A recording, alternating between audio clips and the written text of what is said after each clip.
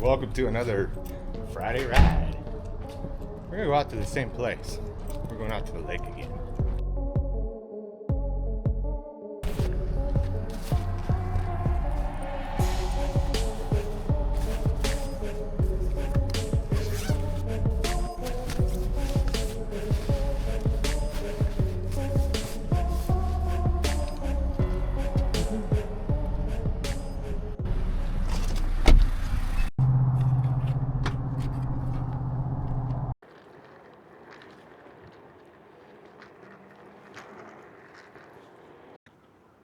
So today we are going to use some Derwent pencils. This is a duplicate in my set of the Derwent pencils that I'm eventually going to be giving away to somebody. And I want to showcase how these work. So these are similar to Caran Dash. They're another fine art tool that fine artists use to do fine art. So before we do that, we're gonna have some breakfast. This is almond milk that I actually make myself. I have a Cuisinart food processor, and I buy almonds and cashews in bulk. I'll soak them overnight, and then I will put them through the food processor, use a nut bag to strain the milk. And yeah, I usually keep about a gallon of it around. I don't drink dairy. Doesn't agree with me. So I drink almond milk instead. So I'll have this with my oatmeal or whatever. But what I do is probably a little different than some people. But what I do is I have an aloe vera plant at home, and aloe's, I call her Vera, but she is she's about 6 or 7 years old. She has pups every year, a couple times a year. So I'm constantly giving away plants to all my neighbors, aloe vera plants. But what I do is I'll take some of those pups, or I'll take a little handful whenever I go and make milk, and I'll put it in the food processor with this. And why I use pups is because they're not as bitter as the older leaves, so it doesn't throw the taste off as much. So you can taste it, just a hint, but you don't want to drink aloe straight. It's not that great. They say that it helps the digestive system. I don't know. I guess it can't hurt. I just figure, waste not, want not, So I figured out another use for my aloe plants. I put a little bit in my aloe milk, or my almond milk. So.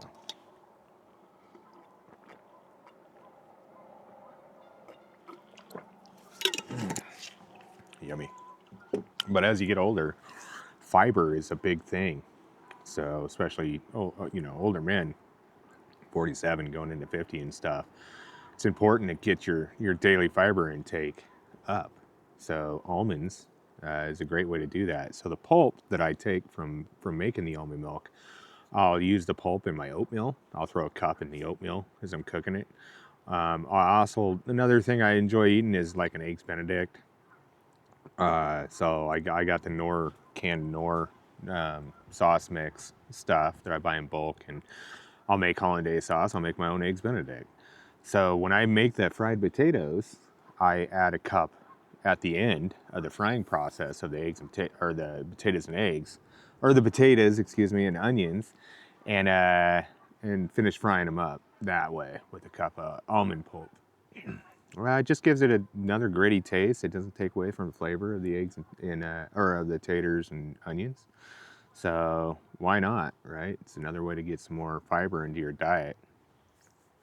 Yeah, so that's just my little 2 cents on almonds, cashews, and the pulp and what I do with it afterwards. I'm sure there's a lot of other things you can do with the pulp, making flour, different things you can do with the pulp, make cakes, put it in cookies, all kinds of stuff. So whatever you guys use, if you use it, you got any ideas of what you can do with almond pulp, leave it down in the script or in the comments.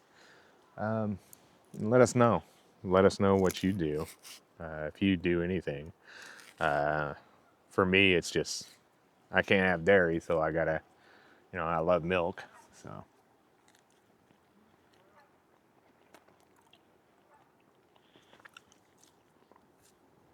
I used to drink a lot of milk. It's probably why I can't drink milk anymore.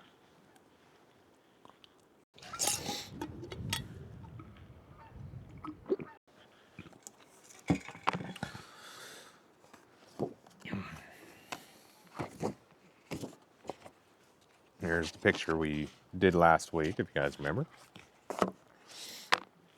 Now, what I didn't do on this picture, and I noticed later, was I didn't have any kind of shadow there from the stem. You know, I didn't put any of the shadow in there. So what I want to do is I want to put a shadow in there.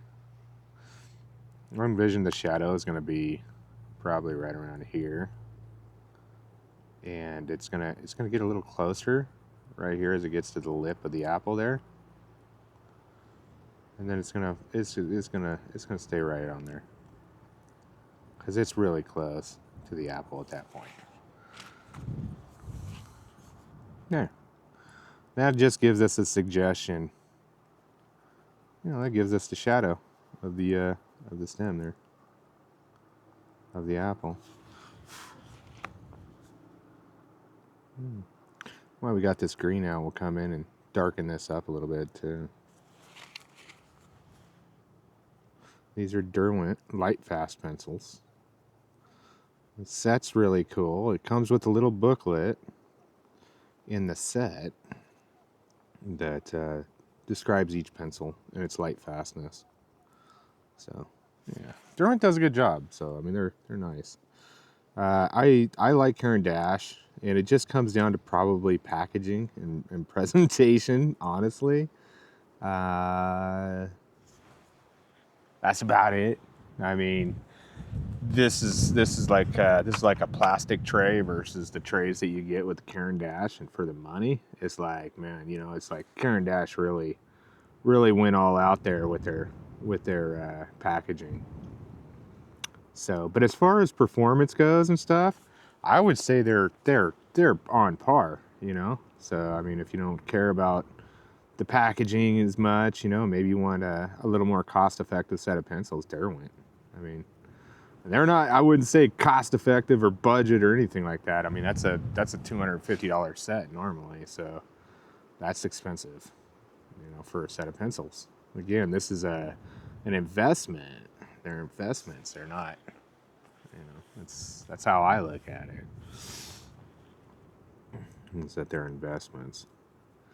And now that I've stepped away from this drawing for a week, you know, for a while, it doesn't have to be, you know, a super long time, but, you know, a day or two or whatever. I stepped away from the drawing. When you're looking at it again, you start noticing things that, you know, you miss or that could be improved. Now we got a little bit of time today. I thought that I would expand on that and definitely take advantage of touching it up a little bit before we proceed any further with the drawing, right? And we can touch it up throughout the drawing as well. So, whoa.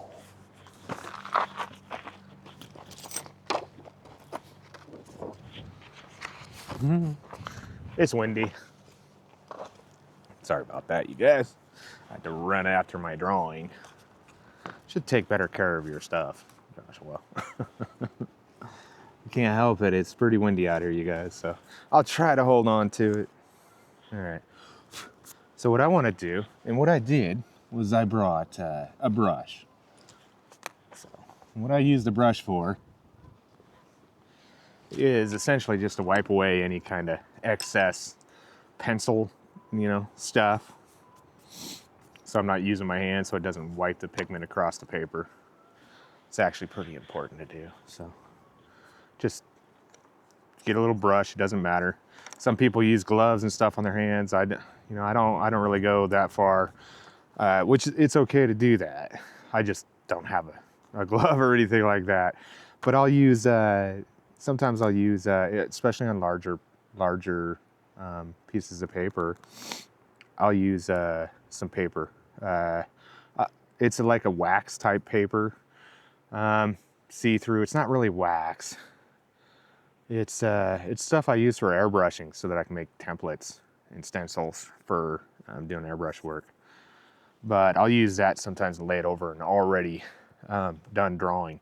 So like next time we come out here and I'm drawing apples up in here, and I'll have apple down in here because I think this is where I'm going to start today.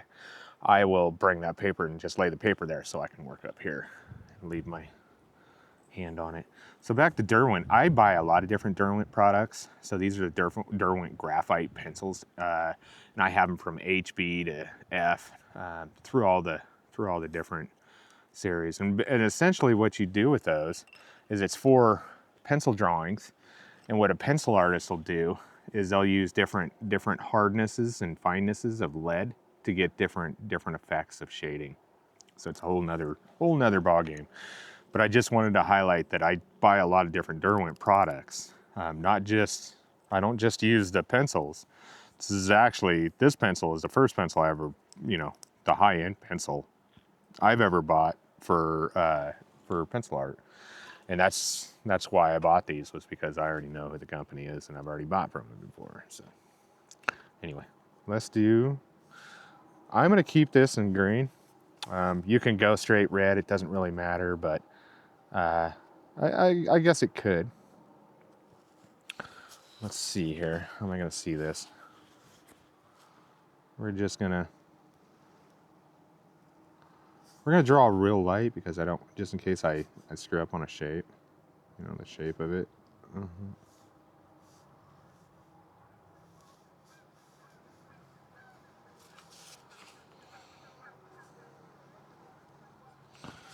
Okay, that's fine. Looking good.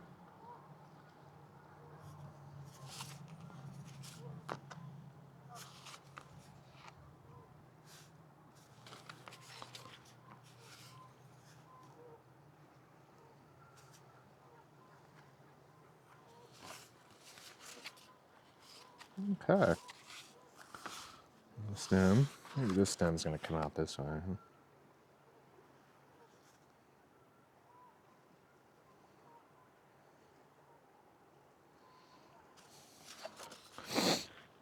And this will be our next apple that's going to go right underneath this. So again, I'm going to look at where the shading is. I see my light source is right here. So my light source, the lightest part of this apple is going to be right here. And how I come to figuring that out is I'm looking at my light source right here, and I'm thinking that the light is coming down this way, right at the drawing. So that is going to be where this apple is going to be lit up. So you got to trust your instincts on that kind of stuff. If you've looked at enough light, examples of light shining on something, then you'll get kind of a natural eye for that way of seeing that. Now what I'm noticing with these Derwent versus the Caran Dash is that the initial line is a lot crisper. They're creamy, but not as creamy as a Caran Dash, but creamier and way more softer than the Polychromos, which I do have that sitting over there, but we might not be able to get to that today. Essentially what I'm going to do is I'm just going to come in here and draw where the deepest shadows are. All right. Well, this is really going to be shadowy right in there. Okay. Then I'll start coloring this in.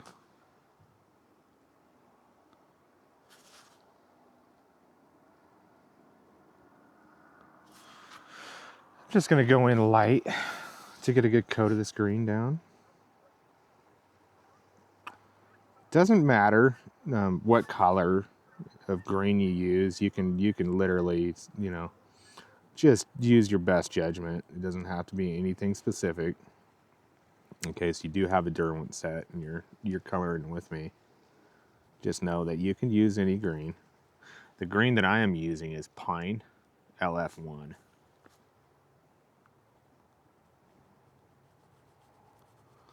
And this is what's going to cast that shadow underneath the red to give it that shadow effect.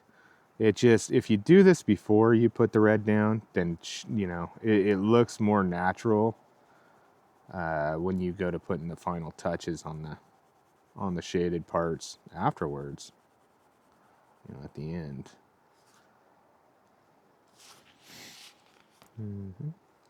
And I want to stay in rhythm here with the contour of the apple. I'll do that by just drawing a few lines ahead of time to let me know what direction I need to be going there.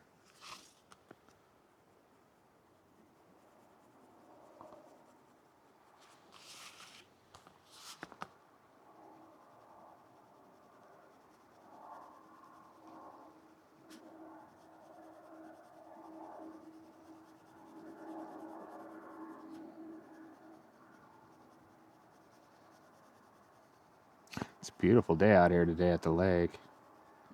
I would say that the temperature has dropped a little bit because of the wind blowing off the lake. The top of the lake has just cooled it down here. Just you know, a few degrees here. I can feel it in my fingers. That's because the water is cold. That's okay. It's not unbearable. It's actually quite cozy. I got a couple. I'm layered here. I got 2 hoodies on, a t-shirt, my space t-shirt, outer space. I love outer space. I love outer space. I love bees. Outer space. Stuff like that. I'm into that kind of stuff. I'm an 80s kid, for sure, through and through.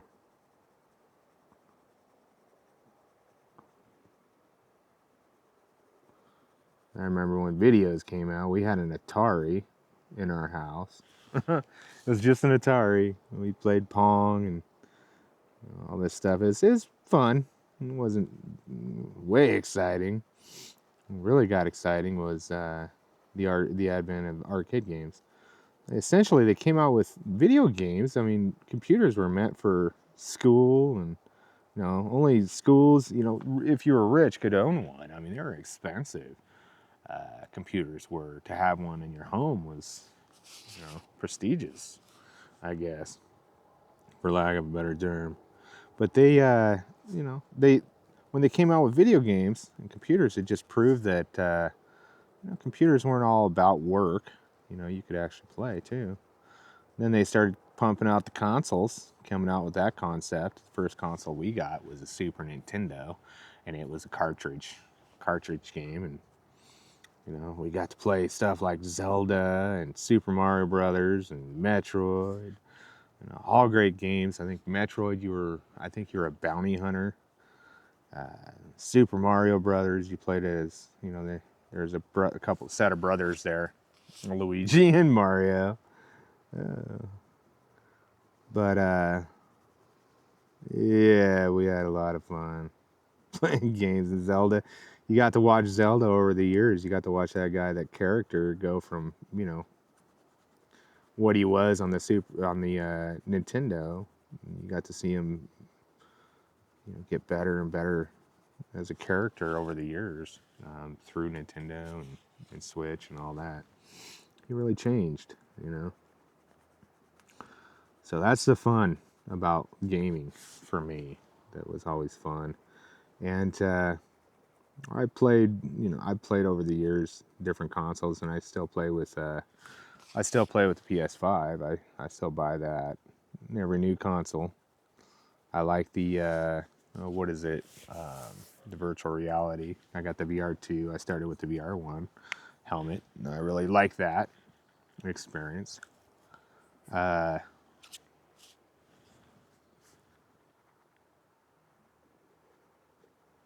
Gaming is a way to build your own world.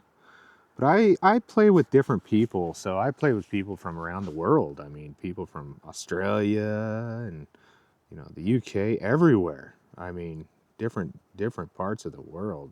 You know, and friends in different parts of the United States, down in Texas and back east, different places. So I play with a lot of different people over the years. So, and some of those friendships turn into lifelong, you know, type of friendships. So it's interesting, you know, what you can learn about somebody through a video game and having a headset on your head and, you know, talking to them. I mean, it's a it's a great place to talk to people, to conversate. So I always appreciated that about that type of interaction. So, you're never too old, you know. Don't ever grow. Don't ever try to grow up too fast. You know, you can evolve in things like in areas like responsibility, you know, and how you carry yourself and how you talk, and you know, you can become more dynamic, you know, involved in your own thought process. Don't ever make yourself, you know, grow up or adhere to what everybody tells you is, you know, the standard for what you should be acting like at any given age. It's just not fair to do to yourself. At least I don't believe it is. Again, I'm gonna come in with some purple. I just like the purple and the green mix right in here. So it gives it that extra dynamic of darkness. It looks more real. It looks more depth. Looks like it has more depth to it. I'm not trying to cover it. I'm just trying to loosely get it to mingle with the green and have a party with the green. I don't want it to overpower it. I don't want it to think that it's better than any other color on the apple. I just want it to exist. So I'm not putting a whole lot of pressure. I'm going in small little, well, not small circles, but I'm going in circles, ellipses. Great way to practice your ellipses. So when you're practicing line work, how I practiced line work when I was young was obviously with a pencil. And the best way that I found to practice line work and to get confident with your line work is to do things like draw, you know, 2 dots, label them A to B. You don't have to label them, but the concept is drawing from A to B. And you draw as straight as you can from one dot to the next. Do that over and over again. You can make little dashes with a pencil, just little straight lines. Anything over, you know, 3/4 of an inch is fine, I'm sure. And just make a row of them. Just get better at drawing very straight lines and having confidence with it. And what'll happen while you practice that is that your wrist will get the memory of that. That's why you see me turn the page a lot, because my wrist has a certain memory of drawing shapes. So that paper has to, and I know right where it's at. So I can turn the paper right to where I'm the most comfortable in making that line. So that's what that's all about. And then when you get into stuff like airbrushing and stuff like that, it's going to be the same thing. You're going to use the airbrush just like you would with a pencil. You're going to, you know, the only thing you got going on is that you have to be mechanically inclined, and you have to be able to push the trigger on and off a certain way. You don't want to completely release on the air just for mechanical reasons, because the paint will dry up on the tip of the needle, and when you have dried paint on the needle, the paint will itemize differently and spatter and sputter all over your drawing. So there's different ways of taking care of your tools when it comes to different mediums, but it's the same concept as far as line work goes, and practicing line work and getting good at it. Airbrush is a new medium to me, but it falls right in line with drawing with pencils. Everything does. Everything I do. Painting, all that. It all comes back to practicing with a pencil. So if you're in a medium and, you know, you just feel like you're in a rut, you know, it just isn't working out, or, you know, or whatever, grab a pencil and go back to the, you know, just drawing with a pencil, just black and white, practicing values. Where are the values at? You know, finding the values. Because that's what's going to make your drawing look, you know, realistic. It doesn't have to be perfect or photorealism, but it does need to make sense. You know. So you figure that out through practice and study. So when you're studying stuff, when you're studying an image or studying something you're going to draw, you're practicing that internally. You're internalizing it. I notice when I'm drawing, I look at everything a little differently.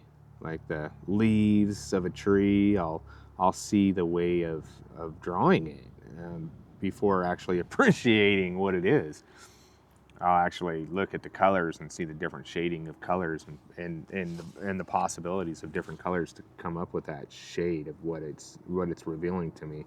So I'm looking past just seeing a mass or a leaf or a shape. I'm looking at it and seeing the different colors that's making up the color that it is.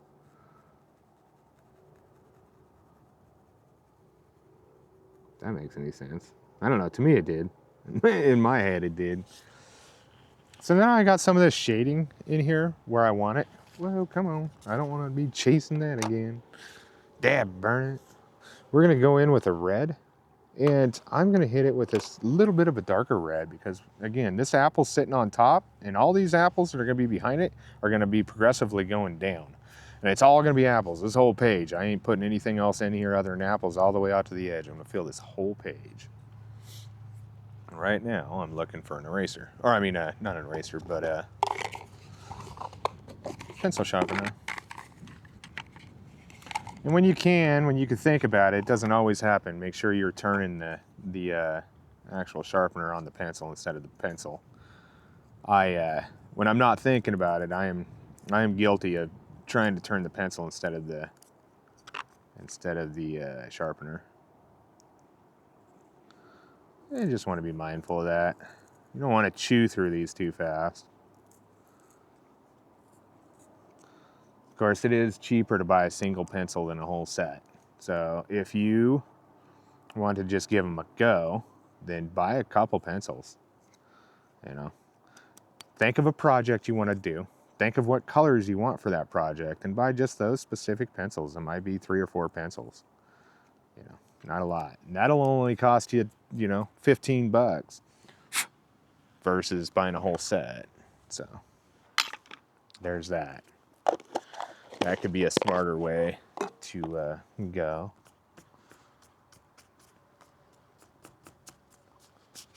All right.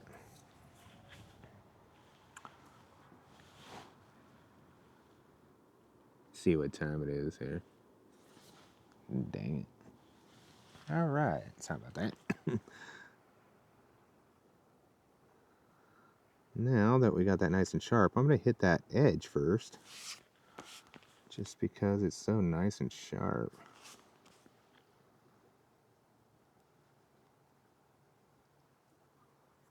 Green's a good base color to start out with. Especially when you're thinking about you're going down farther. So everything is going to be darker, naturally. So if you actually draw the apple in green, you've already got, you know, half the battle won. The top apple, I didn't really do that because I knew that it was going to be forefront. It was going to be in the foreground of everything. So, and value is what gives you that foreground knowledge.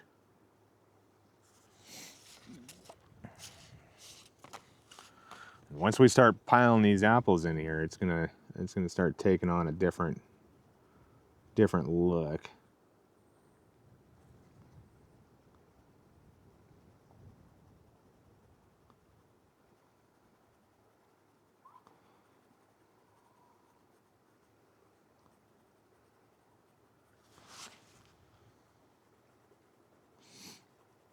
And this is time consuming. It's very meditative.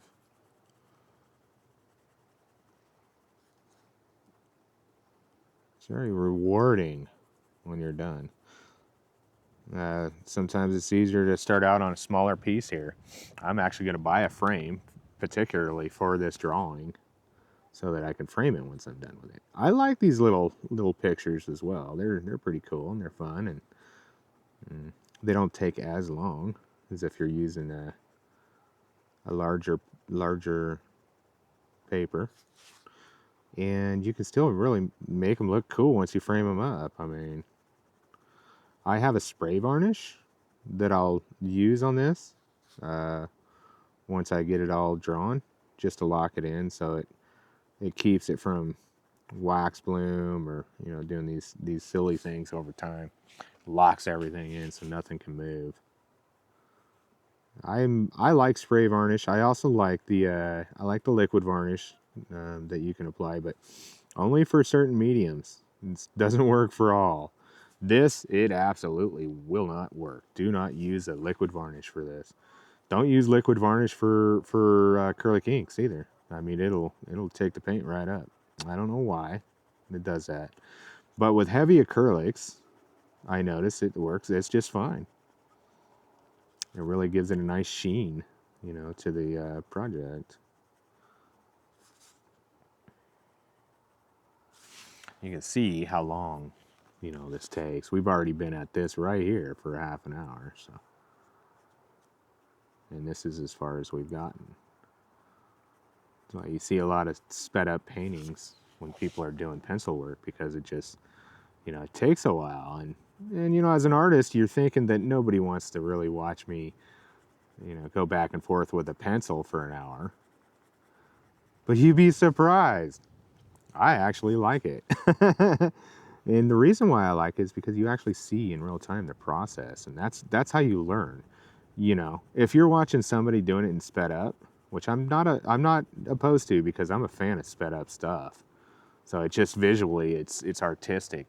But don't think that you're gonna have anybody walk away with any real understanding of how to use that medium, because they don't. The first thing you got to realize with this is how long it takes. So if you're producing an artwork and it just looks not very good because you never realized how long it took, so you didn't try to take that time in the first place, you would have never known how to do that unless somebody actually told you or slowed way down and just did it in real time and showed you that way. Otherwise, you'd just try to get it done faster and faster and faster, and it would never turn out right. So seeing somebody do it in slow, as it should be, is more informative to the process and does the process more justice than a sped up version of it would. So yeah, and airbrushing can be the same way. So while I think airbrushing can be a lot, you know, it's a lot quicker than any other medium I've ever worked in. It can also be very time consuming and very meticulous, which that is what I like about, you know, that's what I like about art, is how meticulous things can be. It's like putting together a 2,000 piece puzzle. I mean, it just takes time. Can't expect to get it all done in an hour, you know. While I like art that you can produce in an hour, I really, really like the art that takes a long time.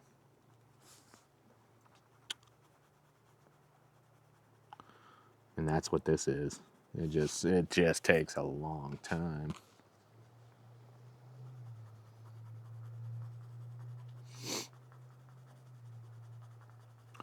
And doing this, you know, drawing more apples and coming back to this every week, give me the opportunity to see other things in apples prior to that I drew that, you know, I could go back and make a little bit of adjustment to.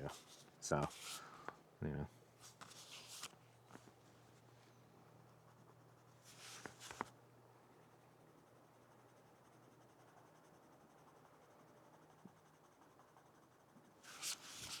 I figure we'll get this part where it's meeting the apple. We'll get that done.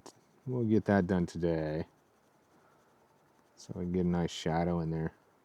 Because a lot of what comes next for me is actually locking in something that will lead me there next time I revisit this. And sometimes that's something visually appealing to me, whether it's a shadow that's supposed to meet right here where these two apples are,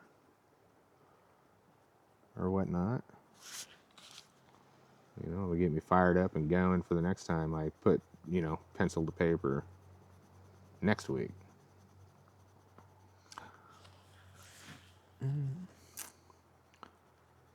And thinking next week we are going to go This isn't in stone, but this is coming up.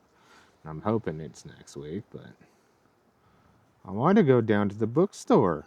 So I've been invited down there by the lovely owner to bring Bella and do a drawing down there. And we'll check it out. We'll see. You know, Bella, I've never done that in a business before where, you know, other people are. Bella and me has always been at the park or somewhere she can sleep and rest and feel comfortable. But when we go into a business, like I would go there, I've been there just to see how she would react. And she is a busy girl, man. She wants to leave the building and go out the front door. And they, you know, so it comes down to like, you know, well, I don't know, you know, I mean, they would absolutely accommodate me. They already told me. They're like, well, we'll shut the door and stuff, you know, so she doesn't go outside. But I don't want to have to do that. You don't impose on people that way, you know, I mean, kind of thing. At least this is my train of thought. But since it's already talked about, I feel that it would be appropriate for me to at least try. So we'll give it a go. We'll go down there and try. And I'm going to use a different medium when we're down there. I'm going to do the Sharpie pen. So I really like those Sharpie pens. These guys right here. And we did an apple with these at the park on a park bench here a couple weeks ago. So I'm gonna take and revisit that. In fact, let's pull that out. There it is. Man, you know, I mean, this drawing right here can use some touch up, but I really like it. I like how they move. I like how they blend. You know, you can definitely blend them. So, you know, I fix this up right here, but we're gonna do the same concept. We'll draw a pile of apples with the Sharpies. Give it a go. That way, you know, as I'm doing a series of different, you know, media, I can call it mixed media, you know, series of just apples, and I can have them framed on my wall and stuff in that fashion. And to me, that's how I tell visual stories, you know, with different mediums and same subject. Just another cool way of telling a story. Now that I'm going there, I'm going to show you guys how to get that a little darker. We did about 3 passes. You know, we did the green, the purple, and then into the red. And now we're doing a 4th pass. So we're going to come back over this right here. Right where this apple is going to meet this one. We're going to stay really tight right there. However much shadow is going to be right there. It's not as important to make sure you're going the right way here initially. Just want to get that line captured so, you know, it gives it contrast and depth. But this is really, you know, this is where you're drawing when you start putting a bunch of these down here like this. Really starts looking really cool, you know, and cohesive. So here's where we'll come up a little bit and try to go in the same direction as the contour of the apple.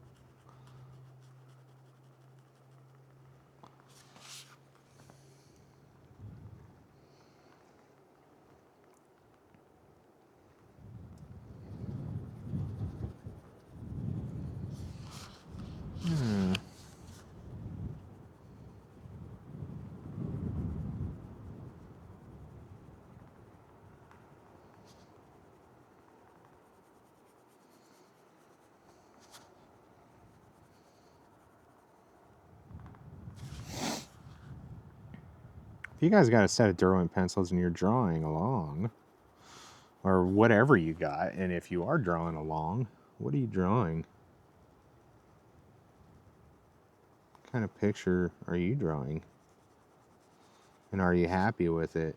Does it make you, how does it make you feel when you look at it as you're drawing it? Does it bring you joy? What are you thinking as you're drawing it? That's what art is to me. It's a journey. And a lot of times as when an artist is putting something on paper together, it's really an invitation to their soul, to who they are, to that really deep communication that can only happen on a soul level.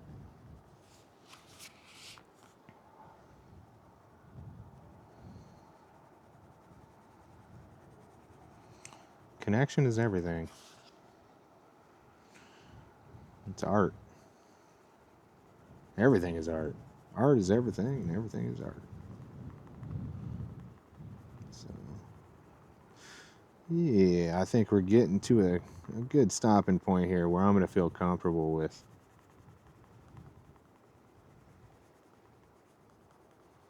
what we've accomplished today. You can see how that apple's dark. Now it's going to come out a little lighter.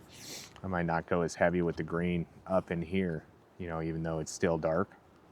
I might not go as heavy because it's going to start getting a little lighter up here, with the lightest part of it being over here. So, right. So in fact, we'll go a little bit. We'll put this up in here just so you can kind of see that before we go. And we'll revisit this here, if not next week, then the week after. Because like I said, I would like to go to the bookstore and do that. Go check it out, you know, hang out there for a minute. I really like bookstores. So just going and hanging out, you know, and having that invitation, being able to go there and maybe read a book, or, you know, do some reading myself there in a public place, and just letting my imagination run wild even with people around. There's something hypnotic about that for me, and there's something very healing about that. I can't put my finger on it, but it's surreal. It's different than sitting in the confines of your studio or your home and drawing, you know. That's too comfortable. You get out and you do it in public and you get comfortable with that. It's a totally different feeling. It's awesome. It just feels right. So I think we'll call that there, so you can see the shadow of the apple sitting underneath this one. And of course, as we go, it'll get more refined. But what I want to do before we do go is I want to show you this Gamsol, or the Zest, and how it really hits. So we'll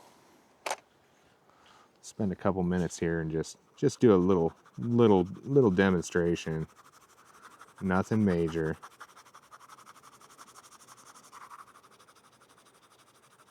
Just a swatch, right? So we'll go a little heavy on this first down, because I'm going to use something different. I don't have to layer this as much as I do when I'm not using a Gamsol. Oh, I thought that thing was going to take off on me. Jeez, psyched me out.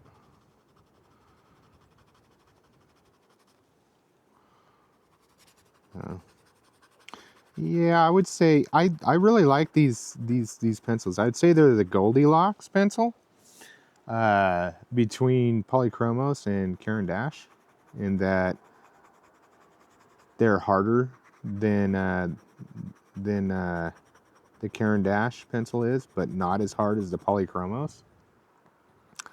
But they have the creamy texture in between there of Caran versus Polychromos. Polychromos is just hard. It's a hard wax. So the pigment doesn't go down as well, unless it's going over another color of pencil, as, you know, something like this. Something that's oil-based versus waxed. And Polychromos is a wax-based pencil, where the Derwent Lightfast and the Caran are oil-based pencils. This is Zest. I like this stuff. This stuff's great. We'll just use this because the Zest and the Gamsol are the same. It smells like, ooh, smells toxic. Don't nail that too much. It's just a cheap brush. Nothing crazy. And then we're gonna get it on there. And you'll see it starting to melt this stuff, and then it'll start blending together.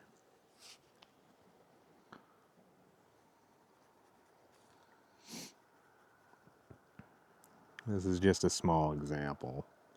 It's not like you're going over something that you spend a lot of time on. I'll just go in there real quick.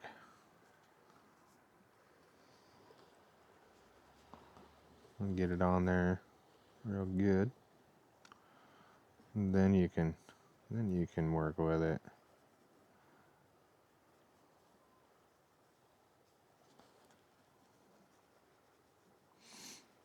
I don't use this technique too often, just because I don't want to use. You know, I have better results with burnishing the paper.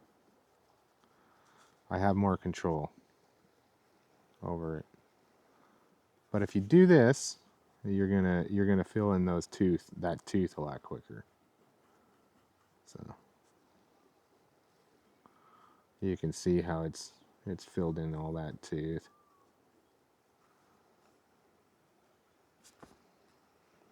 And so yeah, that's the concept of using a solvent.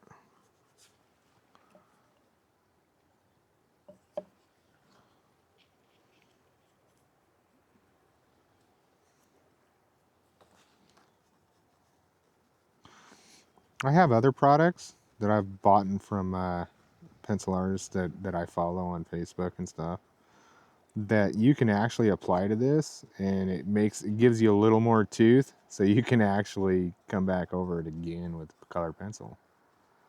Because once the tooth is gone, it's gone. You know, you're done. You're done putting layers on. So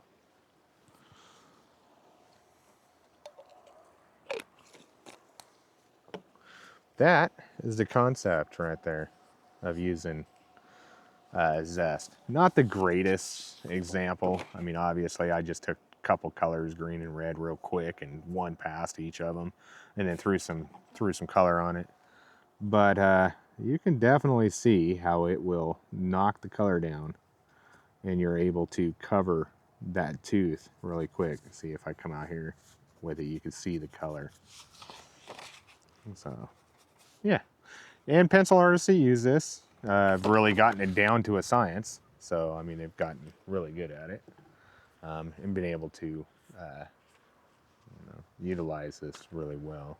So, anyways, that's it, guys. Man, I appreciate you guys being here today, and enjoying this time and in the space with Bella and I. And yeah, we appreciate you. We enjoy coming out here and doing this sort of thing with you guys. So until next time, peace.